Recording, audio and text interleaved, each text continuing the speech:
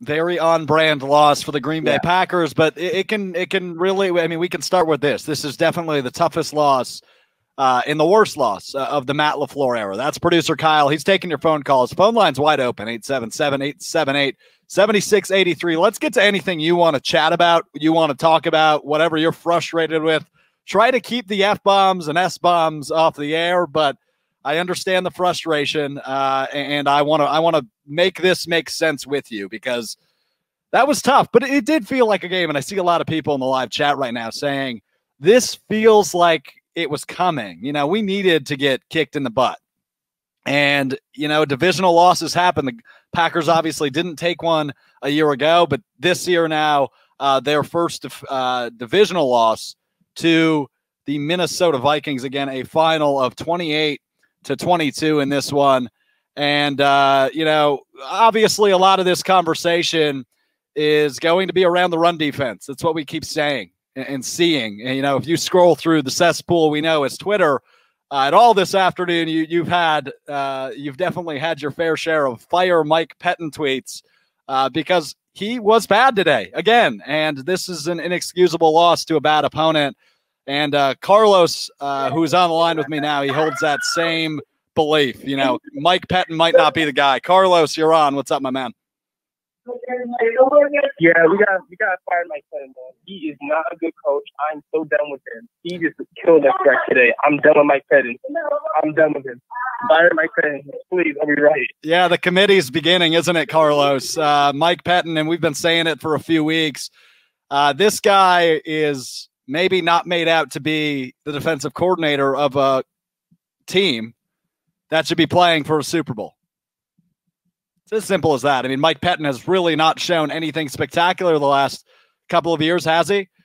We always reference last year, the defense started out hot the first 4 or 5 games. The Packers started out hot in 2019. We thought this defense might be legit.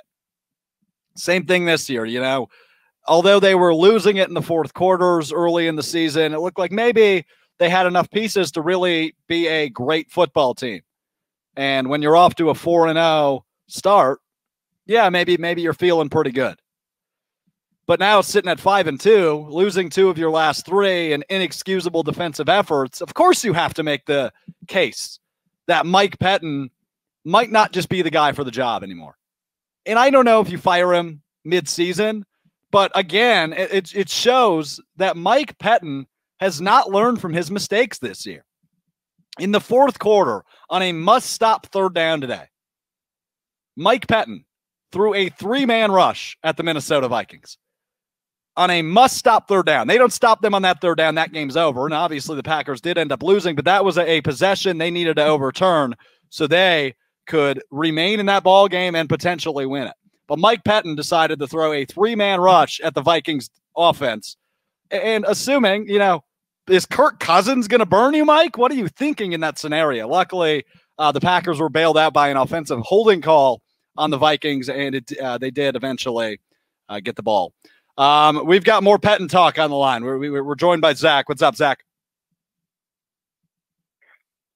Hey, Alex, I got a question for you. What is going on? Every time it's third down, why are we playing 10 yards off the line? Could you explain that to me? Are we afraid to play press man? Yeah, I don't get it either, Zach. I mean, there's so many unanswered questions, it seems, when it comes to these defensive schemes. And how can't you be frustrated? I understand why we're talking about, you know, Mike Pettine getting exiled from Green Bay after this disappointing loss to a previously 1-win Vikings team. It was bad. It was bad.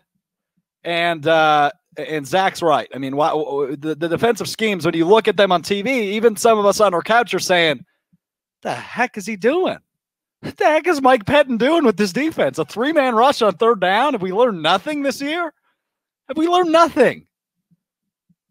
Dalvin Cook is going to continue to have his way with the Green Bay Packers. Dalvin Cook is his best self against the Green Bay Packers. And it was that again today. And we're 2 days away from the trade deadline. And the only conversations we're having are about wide receivers. I mean, we're having some about the defensive line, right? But it seems to me that's more of a priority than wide receiver. But we'll get to the wide receivers later and what we learned here later in the show. But this defense definitely needs some beef. And that's what the Packers are lacking right now. And they're lacking creativity on the defensive side in the defensive scheme. It's not as successful as this offense has been. And maybe you don't expect it to because you've got Aaron Rodgers leading the offense. But this defense is bad. It's not like it's competent. It's bad.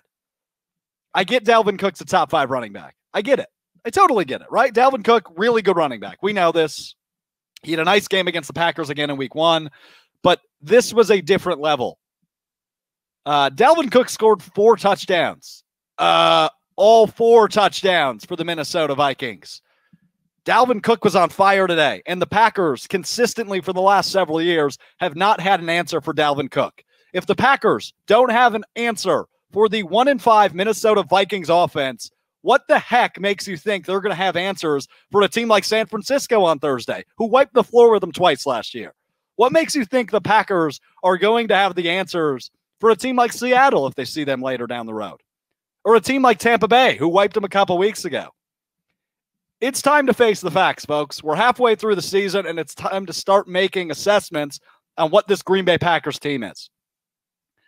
And I know it's a quick reaction coming off of a tough loss, but it's evident to me through 7 games that the Green Bay Packers are not the contenders we thought they were. Can they get there? Sure. But right now, through 7 games in 8 weeks, the Green Bay Packers don't look like they're going to be contending in the NFC. They don't.